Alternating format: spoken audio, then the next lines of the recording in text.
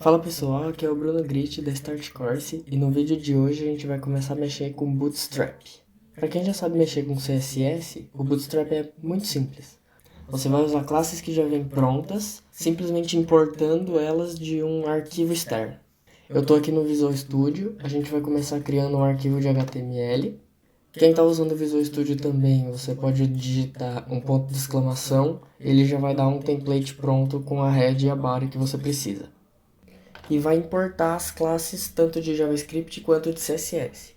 Isso você pode fazer aqui no link do próprio Bootstrap, a página inicial, eles te dão a referência do CSS e do JavaScript necessário para rodar tudo que você precisa. Com tudo isso importado, a gente pode começar a usar as classes do Bootstrap no nosso HTML já. O primeiro objeto que a gente vai colocar na nossa página é um título. E para ele, eu vou usar a classe de cor primary para dar uma cor azul para ele. Agora, quando a gente vê aqui, a gente tem um H1 que está azul e a gente não precisou em nenhum momento criar a nossa folha de CSS para isso. Além da cor de texto, a gente também pode usar o Bootstrap para mudar a cor de fundo. Então eu vou criar uma barra de navegação no nosso site, com uma âncora que vai para a nossa página principal. E nela eu vou definir a classe BGPrimary, que vai aplicar o fundo azul da mesma cor do nosso H2, para a gente ter um tema na nossa página. Só que tem um problema, a nossa âncora também ficou escrita em azul.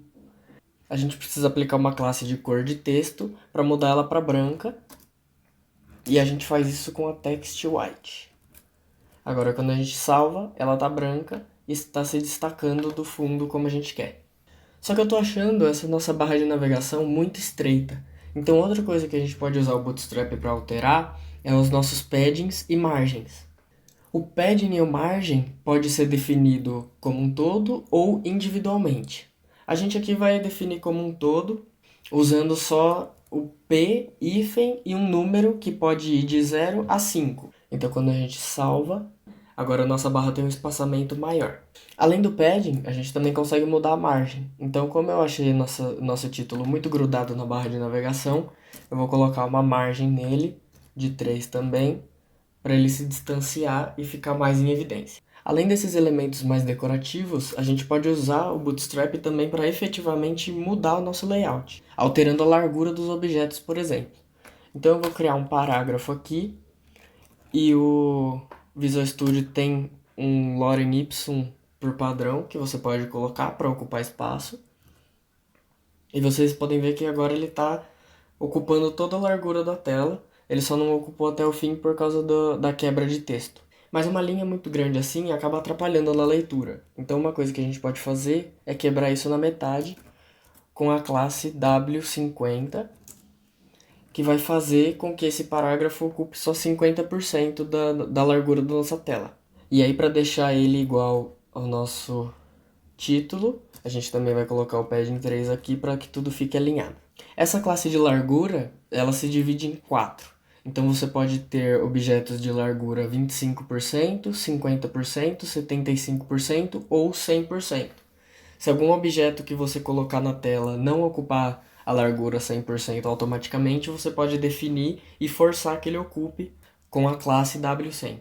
Outra coisa que o Bootstrap entrega por padrão são tipos pré-definidos de botão, caso você queira deixar bem claro que algum elemento da sua página é clicável. Vamos colocar um button aqui.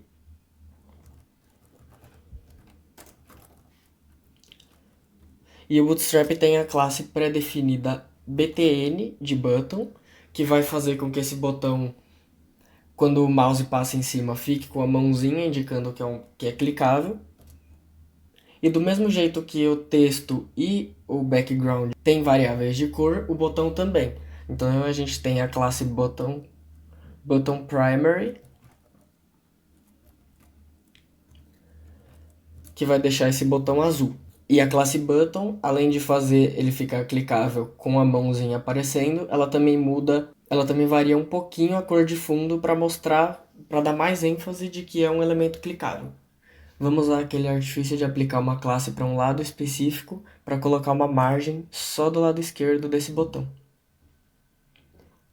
Para selecionar o lado, é só você colocar a letra representante daquele lado depois do M, e aí você vai usar o R se você quiser a margem direita, o L se você quiser a margem esquerda, o T se quiser a margem de cima e o B se quiser a margem de baixo. No nosso caso, a gente vai usar o L porque a gente quer a margem da esquerda seja definida com a distância 3. E agora está tudo alinhado de novo. Outra coisa que a gente pode definir no Bootstrap são sombras e bordas.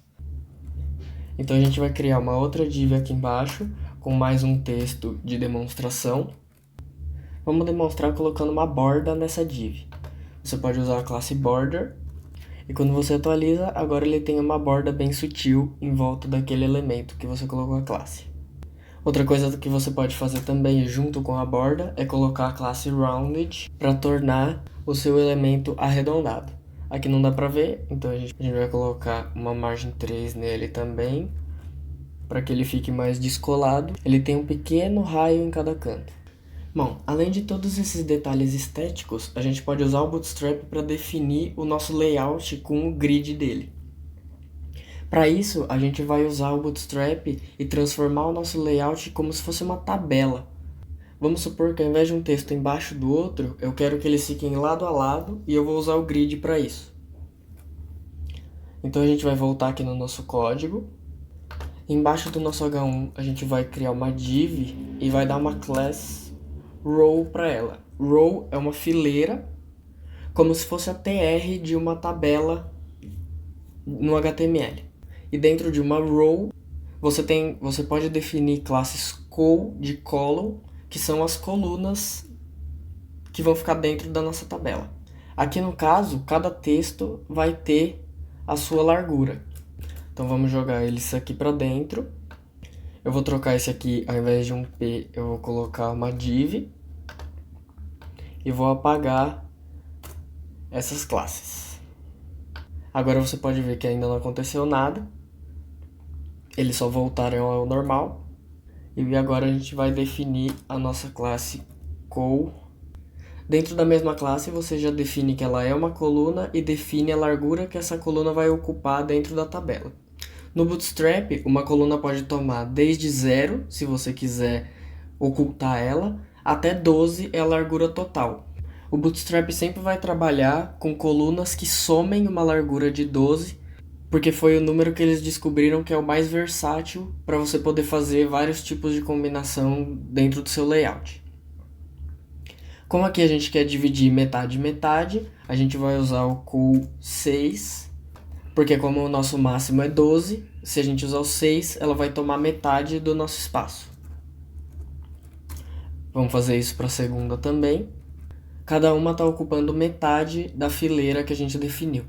Só para finalizar tudo mais alinhado, vamos colocar o mesmo M3 que a gente usou em todos os objetos, para deixar tudo com a mesma distância.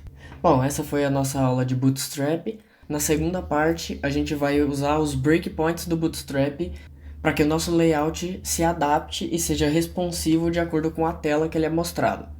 Não se esqueça de dar um like no vídeo e visite nosso site para saber mais sobre o nosso conteúdo.